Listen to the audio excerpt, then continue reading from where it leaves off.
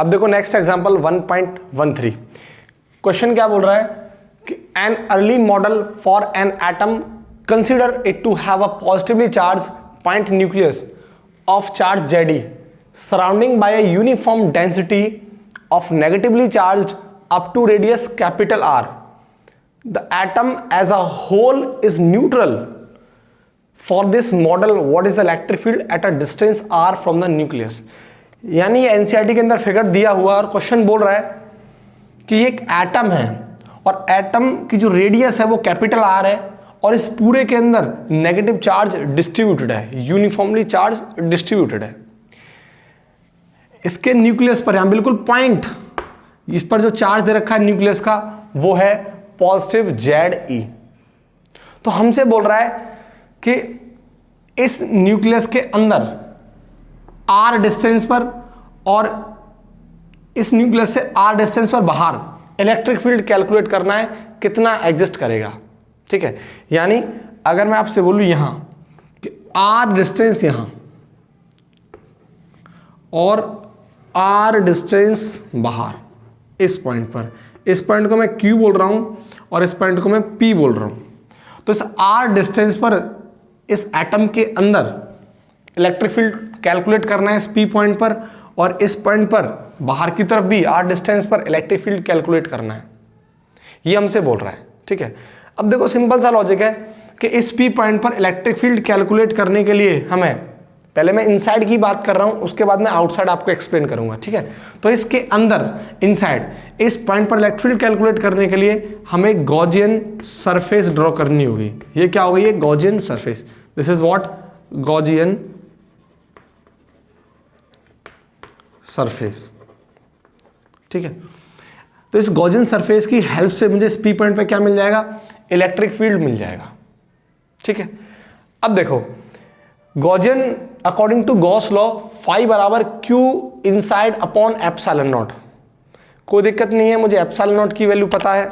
ठीक है, और यहां से जो मेन चीज है वो मेन टारगेट है हमारा वो है Q नेट इनसाइड, इसके अंदर नेट चार्ज कितना होगा, अंदर मतलब यहां इसके अंदर R डिस्टेंस पर, यहां इस वाले में इसके अंदर R डिस्टेंस पर यहां नेट चार्ज कितना होगा Q इनसाइड, वो हमें कैलकुलेट करना है। ठीक है, तो देखो सॉल्यूशन, पहले देखो Z क्या होता है एक्चुअल में। ठीक है, तो Z is the number of proton और नंबर ऑफ इलेक्ट्रॉन। ठीक है, तो simple Z is the number of proton और नंबर ऑफ इलेक्ट्रॉन। ठीक है, अगर एक इलेक्ट्रॉन का चार्ज 1.6 इंटू 10⁻⁻19 कूलाम होता है, यानी इलेक्ट्रॉन का जो चार्ज होता है वो कितना होता है 1.6 इंटू 10⁻⁻19 कूलाम एक इलेक्ट्रॉन का। दो इलेक्ट्रॉन का 2 इंटू 1.6 इंटू 10⁻⁻19 कूलाम, तीन इलेक्ट्रॉन का 3 इंटू 1.6 इंटू 10⁻⁻19 कूलाम और 4 इलेक्ट्रॉन का 4 इंटू 1.6 इंटू 10⁻⁻19 इलेक्ट्रॉन। ठीक है, यानी Z इलेक्ट्रॉन्स का Z इंटू 1.6 इंटू 10⁻⁻19 इलेक्ट्रॉन्स। ठीक है, तो ये जो इस पर न्यूक्लियस पर यहां जो चार्ज है पॉजिटिव Ze, ये Z प्रोटॉन्स या Z इलेक्ट्रॉन्स का चार्ज है। ठीक है, तो हमसे यहां कैलकुलेट करना था कि R डिस्टेंस पर इसके अंदर और R डिस्टेंस पर बाहर इलेक्ट्रिक फील्ड कितना होगा। ठीक, देखो दोनों चीज। दूसरा total positive charge, total positive charge कितना है, टोटल पॉजिटिव चार्ज वो है प्लस का Ze और टोटल नेगेटिव चार्ज कितना है, टोटल नेगेटिव चार्ज वो कितना है माइनस का Ze। ठीक है, जो नेगेटिव चार्ज डिस्ट्रीब्यूटेड है वो इस पूरे में है, इस पूरे में, अंदर भी बाहर भी, ये पूरे में है, ये नेगेटिव चार्ज पूरे के अंदर है। ठीक है, लेकिन जो पॉजिटिव चार्ज है ना वो सिर्फ यहां जो पॉइंट साइज दिख रहा है ना आपको, यहीं बस न्यूक्लियस पे है, बस यहीं। लेकिन जो नेगेटिव चार्जेस पूरे के अंदर है, तो इस पर जो टोटल चार्ज है इसके अंदर वो कितना है पॉजिटिव चार्ज, पॉजिटिव का Ze और टोटल जो नेगेटिव चार्ज है वो कितना है नेगेटिव का Ze। ये बेसिक बात हो गई। ठीक है, तो अब देखो केस नंबर फर्स्ट, हमें सबसे पहले क्या निकालना है, इलेक्ट्रिक फील्ड निकालना है इनसाइड। तो इनसाइड अगर इलेक्ट्रिक फील्ड निकालेंगे तो कंडीशन क्या हो जाएगी, R is less than capital R, तो इलेक्ट्रिक फील्ड हमें निकालना है इनसाइड। तो अगर मुझे नेट चार्ज निकालना है Q इनसाइड, तो वो किसका निकालना है, यहां ये अंदर का चार्ज यानी R डिस्टेंस पर, इस P पॉइंट के R डिस्टेंस पर इसके अंदर नेट चार्ज कितना होगा वो हमें कैलकुलेट करना है। ठीक है, तो अगर आप यहां देखें इसके अंदर जो टोटल पॉजिटिव चार्ज होगा वो कितना होगा, प्लस ZE, लेकिन टोटल नेगेटिव चार्ज कितना होगा, भाई टोटल नेगेटिव चार्ज तो इस पूरे के अंदर डिस्ट्रीब्यूट कितना है, माइनस का ZE, लेकिन अब इसके अंदर निकालना है हमें, इसके अंदर सिर्फ वो कितना होगा। ठीक है, तो मैं बोल सकता हूं कि total negative charge in the volume 4/3 pi capital R⁴, यानी पूरे के अंदर वो कितना है, वो है नेगेटिव का ZE। इस पूरे के अंदर जो वॉल्यूम है, देखो वॉल्यूम की बात क्यों कर रहा हूं, क्योंकि ये सॉलिड कंडक्टिंग है, यानी जो एटम है वो सॉलिड कंडक्टिंग की तरह बिहेव कर रहा है, इसके अंदर चार्ज यानी सॉलिड है, तो इसके अंदर चार्ज कितना, पूरे के अंदर नेगेटिव चार्ज यानी नेगेटिव ZE, तो कितने वॉल्यूम में है, 4/3 पाई कैपिटल R⁴। अगर मैं आपसे बोलूं कि जो negative charge in 1 unit volume, एक यूनिट में कितना होगा, वो होगा माइनस के ZE over 4/3 pi capital R⁴, जिसे मैं क्या बोल सकता हूं, डेंसिटी, यानी चार्ज पर यूनिट वॉल्यूम, यानी एक यूनिट वॉल्यूम में कितना चार्ज है, माइनस का ZE upon 4/3 pi capital R⁴, जिसे मैं डेंसिटी बोल रहा हूं। ठीक है, अब देखो नेक्स्ट, अगर मैं बोलूं अब कि total negative charge in the volume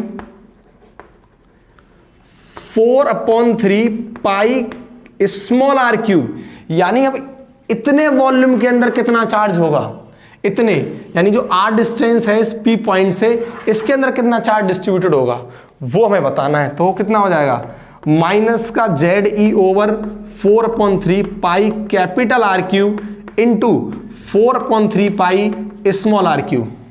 तो देखो 4/3 पाई से 4/3 पाई गया, तो बचा क्या, माइनस का ZE small R⁴ upon capital R⁴। ये कहां गया, इसके अंदर चार्ज आ गया, गॉसियन सरफेस के अंदर। तो मैं बोल सकता हूं total negative charge inside the Gaussian surface, total negative charge कितना आ गया, वो आ गया माइनस का ZE R⁴ upon capital R⁴। ठीक है, ये सिर्फ टोटल नेगेटिव चार्ज है। अब देखो अब मैं इसी के अंदर Q इनसाइड यानी Q नेट अगर निकालूं, नाउ टोटल चार्ज यानी total charge inside the Gaussian surface, that is Q net inside, वो कितना होगा, प्लस का ZE minus ZE small R⁴ upon capital R⁴, इतना। अगर मैं यहां से ZE कॉमन ले लूं तो अंदर कितना बचेगा, 1 minus small R⁴ upon capital R⁴। ये मेरा आ गया Q नेट अंदर की तरफ। ठीक है, ये अब देखो now by Gauss law, by Gauss's law, ये हो जाएगा E.A बराबर Q inside net upon epsilon not. ठीक है, अब देखो डॉट की जगह यहां पे क्या आ जाएगा, कॉस थीटा, तो E कॉस ऑफ थीटा, तो Q net inside upon epsilon naught. अब देखो यहां इसके अंदर, ठीक है, इसके अंदर पॉजिटिव चार्ज भी है, नेगेटिव चार्ज भी है, तो जो फील्ड की डायरेक्शन होगी वो किधर होगी। अगर आप देखें जो टोटल नेगेटिव चार्ज है इस पूरे के अंदर डिस्ट्रीब्यूटेड है वो कितना है, माइनस का ZE। अब लेकिन इसके अंदर सिर्फ कितना है, वो कितना है नेगेटिव चार्ज, माइनस का Z E R Q upon capital are Q. लेकिन पॉजिटिव चार्ज तो यहां सबसे ज्यादा है, वो कितना है, प्लस का जेड ई। तो जो फील्ड की डायरेक्शन होगी वो किसके अकॉर्डिंग होगी, किसके अकॉर्डिंग होगी, अब वो होगी पॉजिटिव चार्ज की वजह से, क्योंकि जो नेगेटिव चार्ज की जो संख्या है वो कम है, यानी प्लस में से अगर माइनस घटाओगे तो वैल्यू प्लस की आएगी। दैट मीन्स यहां पर जो इलेक्ट्रिक फील्ड की जो डायरेक्शन होगी पॉजिटिव चार्ज से कैसी होगी, बाहर की तरफ, यानी अभी इस तरीके से होगा इलेक्ट्रिक फील्ड। और एरिया वेक्टर की जो डायरेक्शन कैसी होगी, परपेंडिकुलर आउटवर्ड। ठीक है, तो यहां जो एंगल हो जाएगा इलेक्ट्रिक फील्ड और एरिया वेक्टर के बीच में, वो थीटा कितना हो जाएगा, 0 डिग्री। अब देखो आप थीटा यहां हो गया 0 डिग्री, तो ई ए कॉस 0 डिग्री, यानी कॉस 0 की वैल्यू कितनी होती है 1। तो और एरिया कितना आ जाएगा इसका पूरे का निकल के 4 pi are square. This is what 4 pi small r square बराबर। अब देखो क्यू नेट कितना था, Z E bracket 1 minus small r cube upon capital R cube upon 4 pi are square. यानी मैंने क्या करा, ये 4 पाई आर स्क्वायर नीचे ले लिया इंटू एप्सिलॉन नॉट। अब सिंपल देखो ये, ठीक है, डायरेक्ट सॉल्व कर दिया है कि ई बराबर Z E 1 minus R cube upon capital R cube upon 4 pi are square into epsilon naught. अब मैं इसको अगर आगे सॉल्व करूंगा तो ये क्या हो जाएगा, Z E upon 4 pi epsilon naught into 1 upon R square minus R cube upon R square into capital R cube.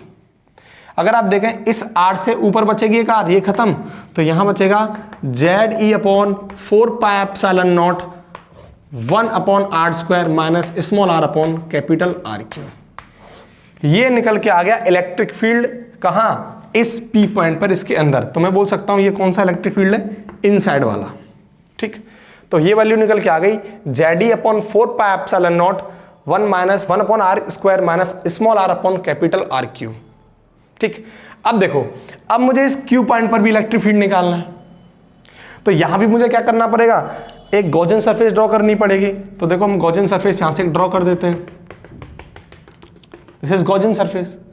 अब आप देखो यहां मुझे क्या निकालना है, case second, this is case second. तो यहां मुझे इस क्यू पॉइंट पर इलेक्ट्रिक फील्ड निकालना है, तो आउटसाइड का केस आ गया, इलेक्ट्रिक फील्ड आउटसाइड, तो इसकी जो वैल्यू होगी वो क्या होगी, small R is greater than capital R, ये कंडीशन आ गई। तो according to Gauss law E A cos of theta बराबर ये आ जाएगा Q net inside upon epsilon naught, ये दिस इज नेट चार्ज। अब आप देखो इसके अंदर कितना चार्ज है, प्लस का जेड ई और माइनस का जेड ई, यानी इस एटम के अंदर टोटल चार्ज कितना है, एक तो प्लस का जेडी और एक माइनस का जेडी, क्योंकि इसके अंदर तो ये सभी चार्ज आ गया ना। यानी अगर नेट चार्ज अगर आप देखेंगे तो प्लस का जेडी और माइनस का जेडी है, दैट मींस ये कितना आ गया, 0। यानी नेट चार्ज इसके अंदर अगर 0 हो गया तो बता इलेक्ट्रिक फील्ड कितना हो गया, 0। तो आउटसाइड जो इलेक्ट्रिक फील्ड की कंडीशन होगी वो कितनी होगी, 0।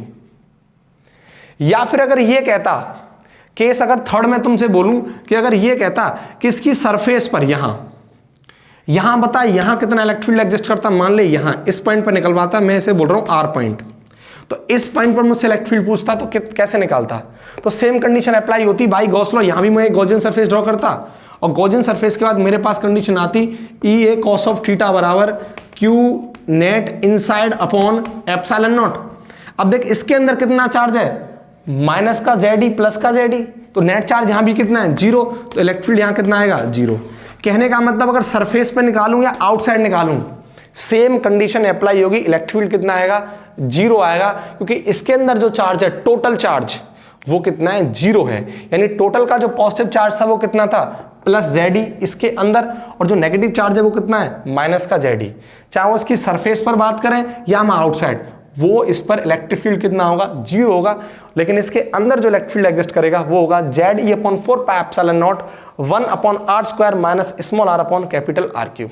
ठीक है, अब देखो आपके एनसीईआरटी के सभी एग्जांपल्स, सभी एक्सरसाइज के क्वेश्चंस या वो एडिशनल एक्सरसाइज के क्वेश्चन क्यों ना हो, मैंने एकदम बहुत अच्छे से सभी को कवर किया है।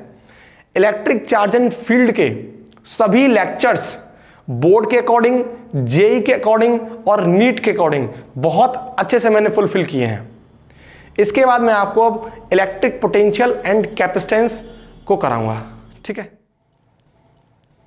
अगर आपको इलेक्ट्रिक चार्ज एंड फील्ड की थ्योरी, एक्सरसाइज, एडिशनल एक्सरसाइज और सभी एग्जाम्पल्स के हैंड रिटन नोट चाहिए तो आप हमारी वेबसाइट पर विजिट कर सकते हैं sciencepur.com।